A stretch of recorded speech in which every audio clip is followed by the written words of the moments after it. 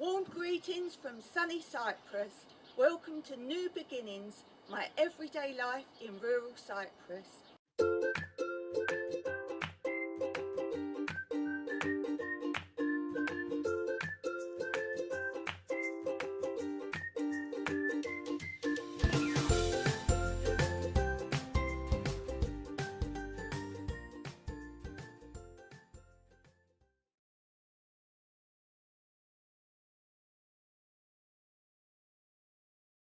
If you look back and follow all my Hugelkultur Beds and Ruth Stout Beds videos, you'll see something very strange has happened here. Firstly, we have a new tap this end. Now this is really for the fruit and forest area, but if I put in anything new or we get a heat wave, a little bit of water can always help the Hugel Beds, especially as I use them before they've completely decomposed. So there's my very first one I built, and I'll link the video below of how I build Hugel Beds. But the strange thing that's happened now is they've bred. So this is a new one. This is what lockdown does to you, makes you develop Hugel Beds.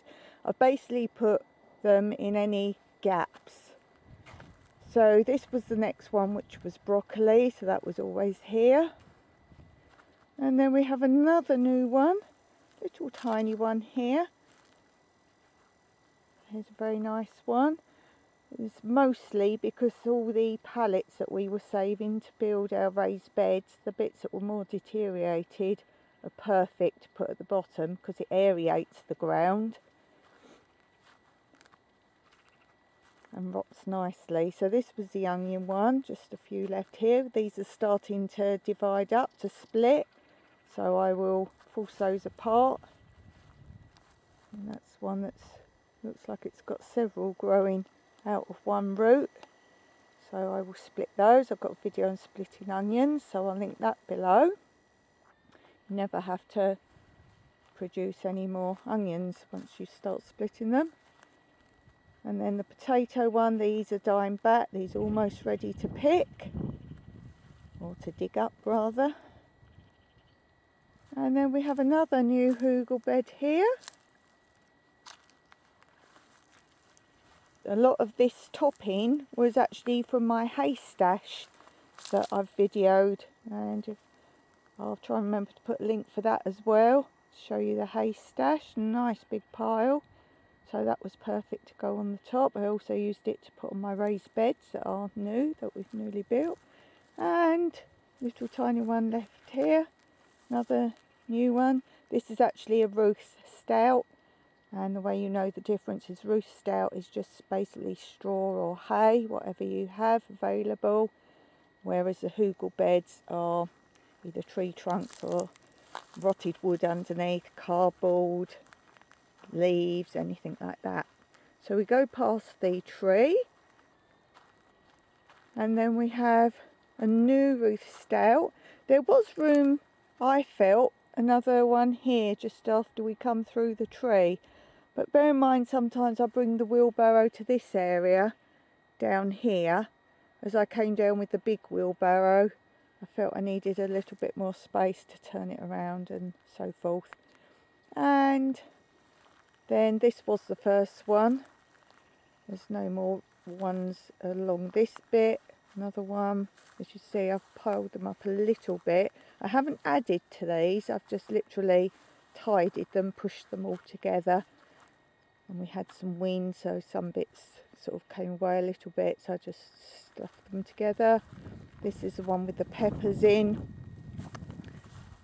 So to show you that, hopefully some more will come up, because I let all the peppers on this one just fall off, so it should reseed. Another one, as you can see, the weeds are growing between, but we leave all this and then literally trim it when it's all high and just throw it all back on the top. And then this is a new Hugel, because I had a space between the Ruths and the last Hugels, so we have another Hugel there. But these are waiting seeds. anyone can send me some seeds. I want to try growing some really different things. There's not a lot of different types of seeds available in Cyprus, and seeds are very hard to come by for what I call different things. As you see, the tomatoes are still going crazy. And then the last bed is the same. The broccoli, which is doing very well, getting some nice heads now on the broccoli.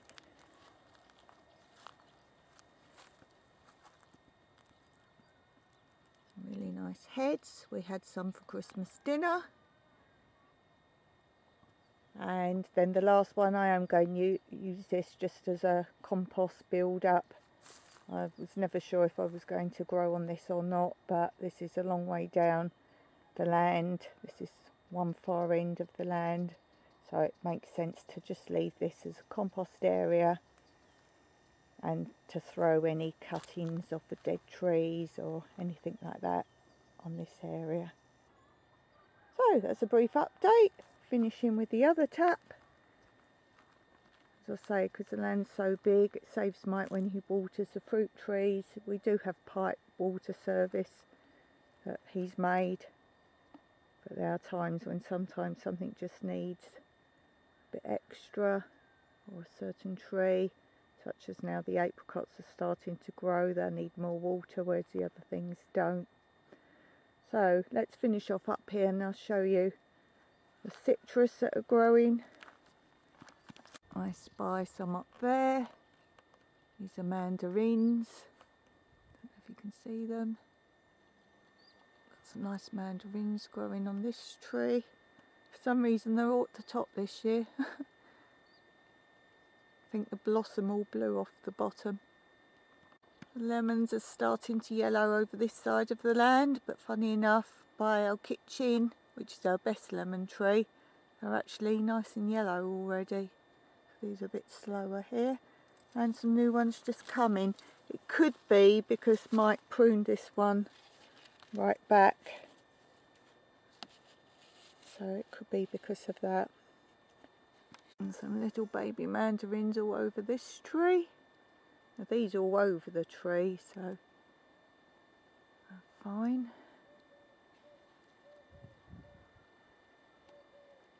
And some more lemons growing on this tree. We've got several lemon trees in this area and a couple of mandarins.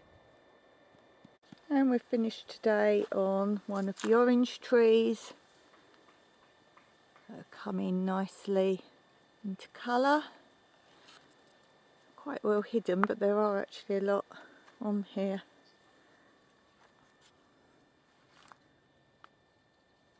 You just have to spot them. Another one through here. In a nice orange colour. That's why they're called oranges. Or portocali is how we say it in Cyprus, which means the colour orange. Oh, it smells beautiful. I've just disturbed that. Yeah, still a little green, but they're coming along. More orange than the other side. Lots more down here. Oh, there's quite a lot down here.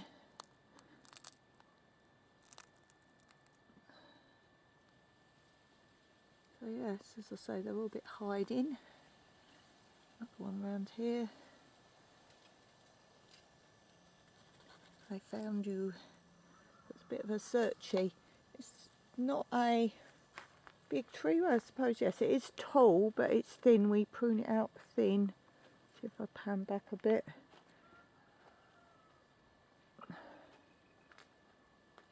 So yes, it's quite tall, but we keep it quite thin because we've got an olive tree each side of it. So yes, it's taller than me. I come up to here. So yes, a bit taller than me. And I'm 5'5". 5'5". Don't do this metre thing.